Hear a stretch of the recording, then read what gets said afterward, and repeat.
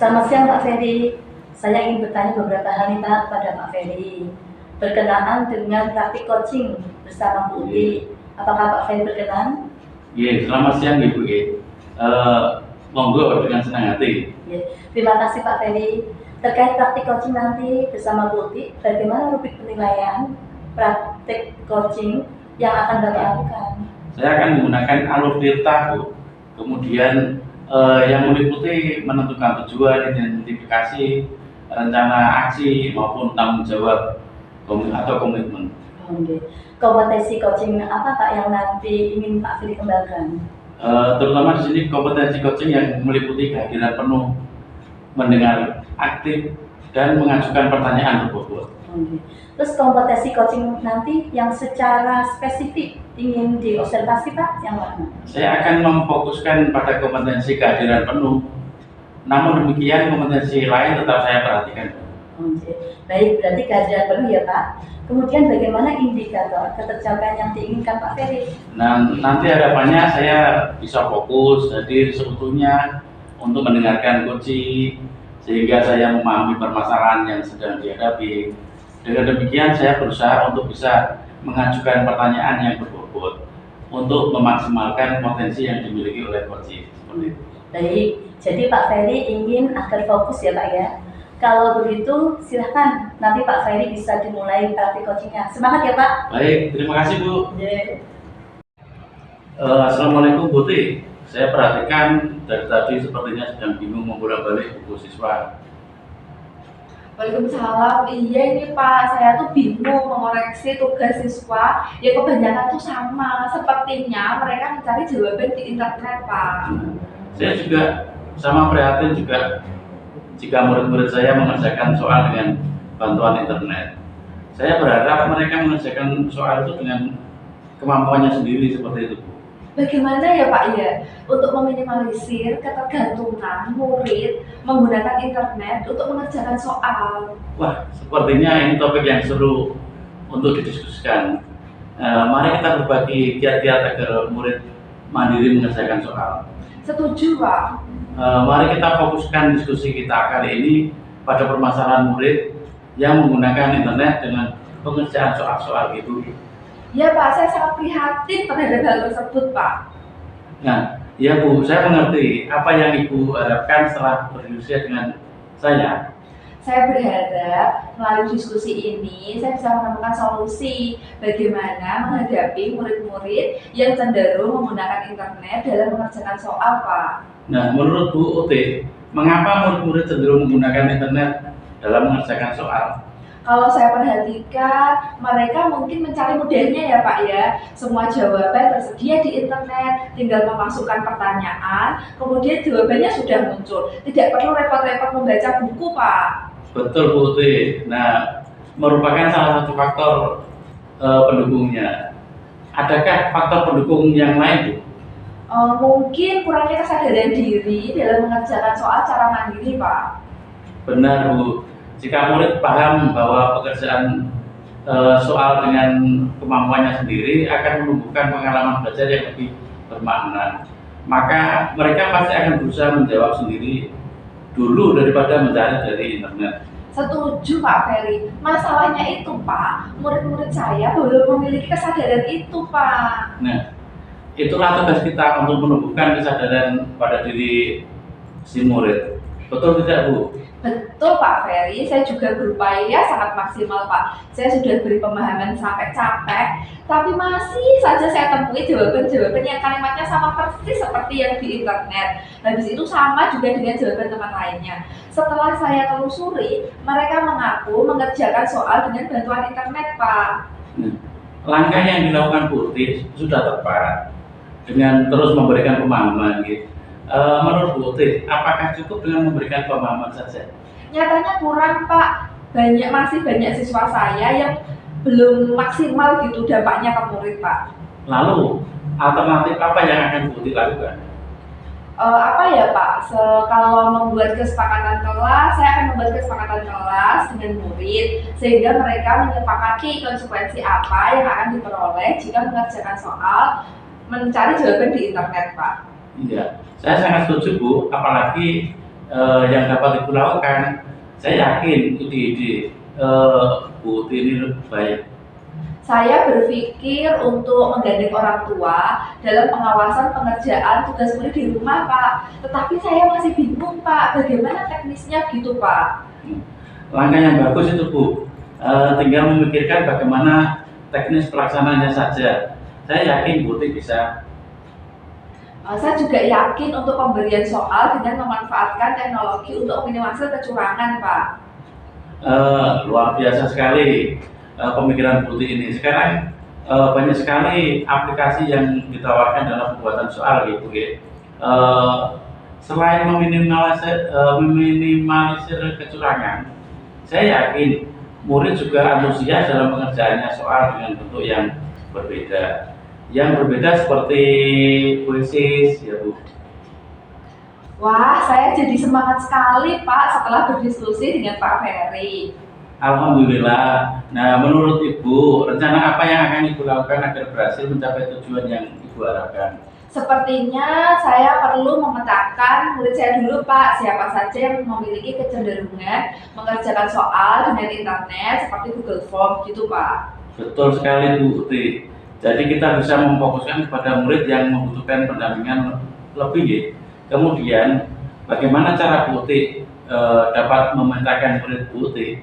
Saya akan menggunakan asesmen diagnostik non-kognitif untuk memetakannya Pak. Saya akan membagikan survei, wawancara murid, atau bisa juga observasi secara langsung. Saya yakin hasilnya bisa valid sehingga hasilnya bagus gitu Bu, saya peroleh. Setelah pemetaan murid yang diperoleh, apa yang akan Putih lakukan selanjutnya? Kemungkinan saya akan memberikan bimbingan secara klasikal, kelompok kecil maupun individu untuk meningkatkan kesadaran pengerjaan soal secara mandiri. Betul Bu. Nah, kita harus dapat memilah membimbing yang akan kita lakukan. Menurut Putih, bagaimana teknik pelaksanaan bimbingan agar efektif? Menurut saya, bimbingan yang diberikan disesuaikan dengan tujuan yang akan dicapai. Jika bimbingan klasikal bisa dilaksanakan di kelas sebelum memulai pembelajaran atau saat pembiasaan. Kalau bimbingan kelompok kecil dan individu dapat dilakukan pada saat jam istirahat dan setelah pulang sekolah. Hal ini bertujuan agar tidak mengganggu waktu kegiatan belajar mengajar, Pak. Saya sependapat dengan yang Ibu disampaikan. Bagaimana pendapat Putih terkait mendokumentasikan bimbingan?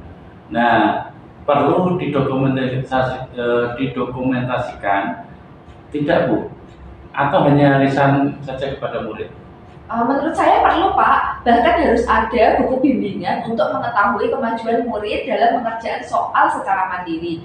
Kita dapat melakukan evaluasi, refleksi untuk menentukan tindak lanjut selanjutnya. Nah, pendampingan kepada murid sudah, lalu kepada orang tua rencananya Putih mau bagaimana?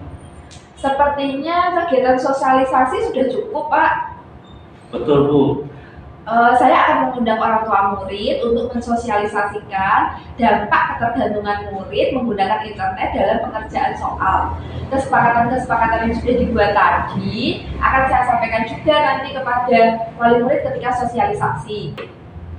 Jika diperlukan, akan saya buatkan grup khusus untuk pendamping. Saya sependapat dengan yang disampaikan Putih. Nah, bagaimana pendapat Putih terkait pendokumentasian bimbingan? Nah, perlu didokumentasikan tidak Bu? Atau hanya perlu lisan-lisan kepada murid? Menurut saya perlu Pak, bahkan harus ada buku bimbingan untuk mengetahui kemajuan murid dalam pengerjaan soal secara mandiri. Kita dapat melakukan refleksi untuk menentukan tindak lanjut yang akan dilakukan. Nah, sekarang pendampingan kepada murid sudah. Lalu kepada orang tua rencananya Bu Uti mau bagaimana?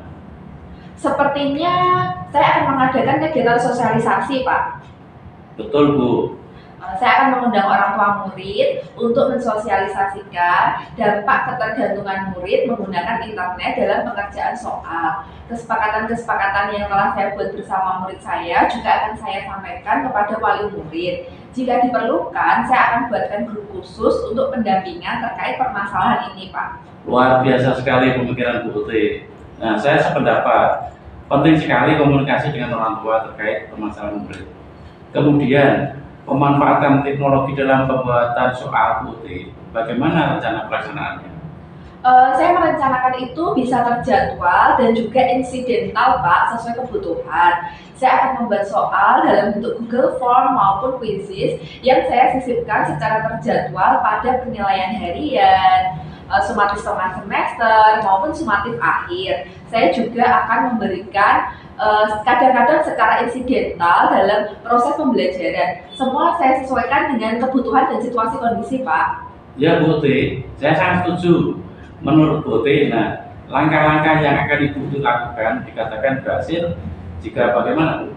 Jika murid saya mampu mengerjakan soal secara mandiri, dilihat dari hasil pekerjaannya, sudah tidak lagi mengambil jawaban dari internet, Pak. Nah, kira-kira membutuhkan waktu berapa lama agar tercapai Bu?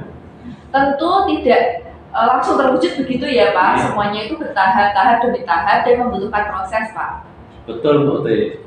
Yang penting Bu Uti terus komitmen kepada murid dalam mengerjakan soal secara mandiri, lepas dari ketergantungan internet. Betul Pak Ferry, itu yang menjadi harapan saya dan saya akan terus berkomitmen untuk mewujudkannya. Luar biasa sekali semangat Bu Uti. Kira-kira nih, siapa saja yang perlu mendukung Bu Uti untuk mewujudkan harapan Bu Uti? Guru sebagai pemimpin pembelajaran, orang tua sebagai pendamping, dan juga murid utamanya ya Pak yang harus memiliki kesadaran untuk berubah menjadi lebih baik.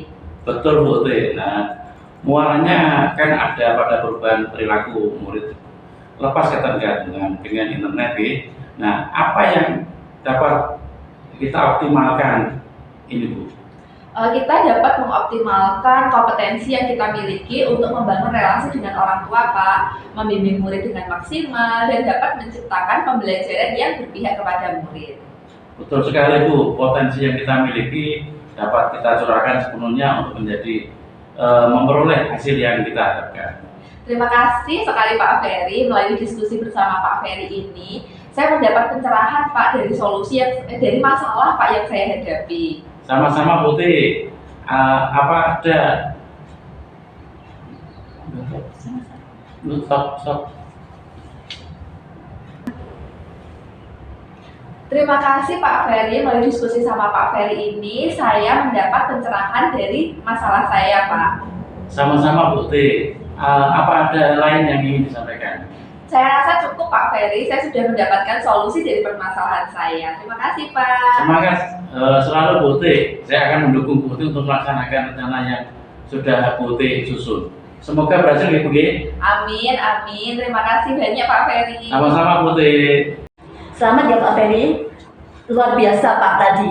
Praktik coachingnya yang sudah dilakukan Pak Ferry dengan Bu Uti sudah menunjukkan kemitraan dan tujuan coaching tercapai dengan baik Pak tadi. Wah, alhamdulillah ya Bu Uti. Terima kasih Bu. Oke. Menurut Pak Ferry nih Pak, apa yang sudah berjalan baik selama coaching tadi Pak? Dan di sini saya berusaha untuk menerapkan alur pintar.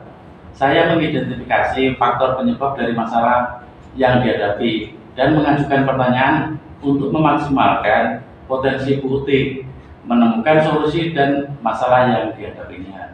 Oke, saya tadi juga mengamati alur kita sudah tampak pada praktik coaching tadi Pak Ferry tampak hadir untuk dibuktikan dengan apa Pak? Respon yang disampaikan, pertanyaan yang Pak Ferry juga berikan kepada Bu Uti, pertanyaan yang berbobot mengarahkan Bu Uti untuk ke menyelesaikan solusinya. Pak Ferry sudah menekankan pada rencana atau komitmen yang akan dilakukan Putih. Untuk kedepannya nih Pak, kompetensi apa lagi yang ingin dikembangkan oleh Pak Ferry? Saya ingin praktik coaching yang saya lakukan selanjutnya itu bisa lebih natural dan alami, Bu. Oh, iya. Semangat ya Pak ya untuk Iya. praktik coaching kedepannya. Terima kasih, Bu. Sami-sami Pak.